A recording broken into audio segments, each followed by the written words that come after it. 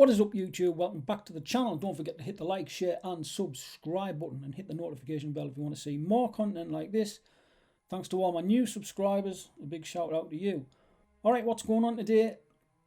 Concerns that I have for the new Indiana Jones movie.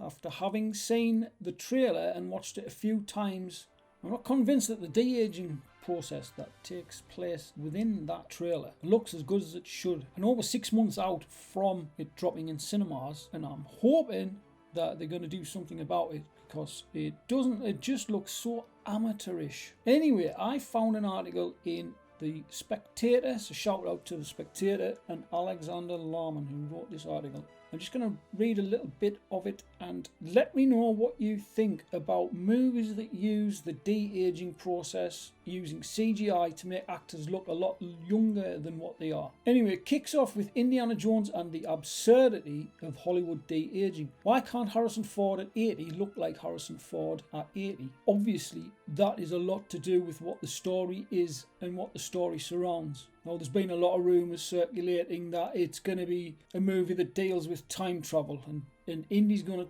travel back in time and meet himself from 10, 15, 20 years ago. So hence the necessity to make him look younger whilst the older Indy visits that particular time period. So this week, in homes across the land, there's one guarantee. Somewhere someone will be watching one of the Indiana Jones movies, and it's likely going to be the first or the third one in the series. Raiders of the Lost Ark and Indiana Jones and the Last Crusade are a little less than perfect seasonal comfort food. They are witty, exciting, stuffed full of indelible characters and unforgettable set-piece action scenes. These films stand out as those rare pictures that, however many times you watch them, continue to be fabulously entertaining. The others in the franchise, Temple of Doom and Kingdom of the Crystal Skull, are less effective. Temple of Doom was okay. I keep forgetting that it is actually a prequel. The Kingdom of the Crystal Skull, however, I'll go as far as to say it was nice to see Indy back on the big screen. But I don't even think the aliens was the biggest flaw for me. It was the chasers along that mountain path where there was Shia LaBeouf was swinging across the vines and they were being chased by monkeys and they were just driving on the edge of a precipice, and it was so god awful and way over the top. It just took me way out of the movie. Goes on to say, yet all are at their least an entertaining enough way of passing a couple of hours, and at their best considerably more than that. It should therefore be good news that a fifth Indiana Jones film, as yet untitled, no, that's not true. This must be an old article. It's obviously called The Dial of Destiny, which some people think is a ridiculous title, but it's obviously, it's got a purpose for why it's called Dial of Destiny. It's got to be something to do with that thing that he finds that looks like some kind of time travel device. So I'll give it a little bit of a pass in that respect. It's going to be released in June. It features the return of the now 80-year-old Harrison Ford to his most iconic role, with apologies to Star Wars and regarding Henry fans. Previous director Steven Spielberg has handed over the reins to James Mangold, who does know a thing or two about action as the viewers of Logan and the superb 3:10 to Yuma, which is a western that you must go and watch. They can testify to that. The cast features an array of interesting actors, from Fleabag's Phoebe Waller-Bridge in her first major Hollywood role. He stars as Jones's goddaughter. I don't know how that came about, because she's probably in her 30s and he's like 80, so he's like 50 years older than her. Anywho, she's his sparring partner, and thank God that she's not his love interest. To the ever dependable likes of Mads Mikkelsen, who is terrific. If there was one thing that was going to make me want to see this movie, it's going to be Mads Mikkelsen.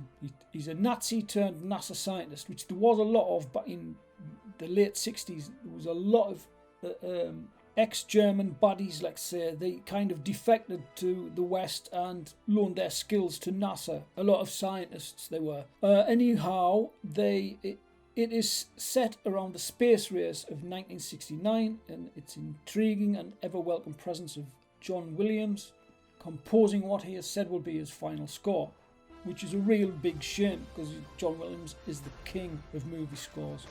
Why is it so hard to get excited about it? The answer, I fear, lies in the dreaded word de-aging.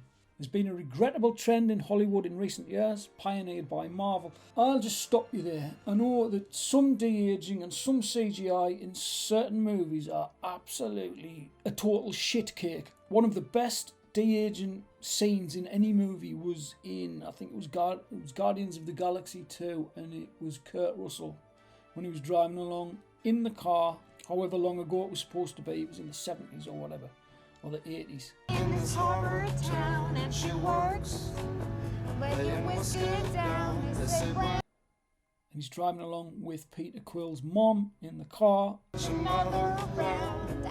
And I almost shot myself when I first saw it, because it just looked like Kurt Russell from when he was in Escape from New York or The Thing by John Carpenter. Bitch.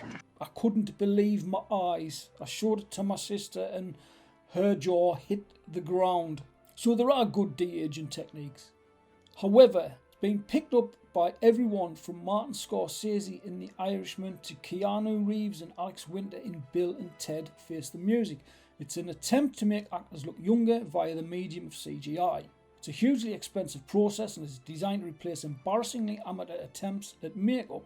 If it once seemed ridiculous to imagine Harrison Ford, well past retirement age, fighting villains 40 or 50 years his junior, salvation is at hand. Put some green spots on his face, which will be wiped out by a computer later on. Make sensitive use of a stunt double and you have removed the possibility of an actor's obsolescence.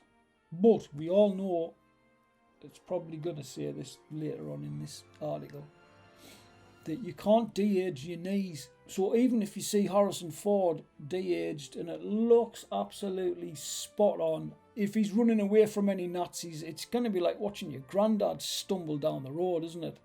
Let's face it. And then what are you going to do? Get a stuntman to run for him and then just CGI Harrison Ford's face onto a stuntman, which is difficult enough in itself, and it's just going to look awful. I mean, let's have a quick look at the trailer. The Nazis take a bag off his head, and that right there, just that looks like a cartoon. Then you see him on a horse rearing up. That looks awful. Hopefully they're going to put that right. I know there's been a few to and froing on Twitter, and even Mangold's been arguing with the fans again. He just needs to reel himself in a bit, otherwise no one's going to go and see his movie. But he's saying that, it's 6 months away, so possibly they're gonna correct it and spend a bit more money on post-production, hopefully. But there's just other little bits and pieces in the trailer that just don't quite look up to scratch. There's a piece towards the end of the trailer where he's on a horse and he's in a subway station on a horse, and it looks like something from mid-80s, 1990s, horrible blue screen background, awful. Anyway, it carries on. It remains uncertain how much of the film will feature the technology. Mangold has indicated that it will be used in the prologue, but given that the film reportedly revolves around time travel, it would be a brave man or woman who didn't bet against the scene featuring the older Indiana Jones encountering his younger self. I've come across stories of this online as well, where he goes back in time, bumps into his younger self, and they have a little bit of dialogue. Don't know how true that is. It sounds feasible. If you're going to go back in time, you're obviously going to go back in time to the place that you went back in time for, and obviously that's going to involve your younger self if you're trying to prevent something that occurred around that time. Does that make sense? It may feature the older Indiana Jones encountering his younger self, no doubt with zany quips aplenty. So while we can hold out hope that the latest film is at least engaging, escapist entertainment, I wouldn't hold your breath because Kathleen Kennedy's involved. Waller-Bridge fighting villains and quipping sardonically has to be worth anyone's admission. It is hard not to feel that this particular adventure might be more of a nemesis to Dr. Jones than any number of diabolical Nazis or time-travelling character actors. Let me know what you think of the de-aging process that Hollywood likes to employ within certain movies. Do you think they should just let older actors grow old gracefully and just fit roles that basically fit with their looks and their elderly manners? Or do you think it's fine? Do you think we should continue to wheel out old actors into their 80s and 90s and slap some spots on their face and do some mocap and de-age them so they can hobble around on screen and pretend that they're still 25 years old? Personally, no. What do you think? Let me know in the comments down below and all that lovely stuff. And thanks for watching, and I'll see you in the next video. Cheers.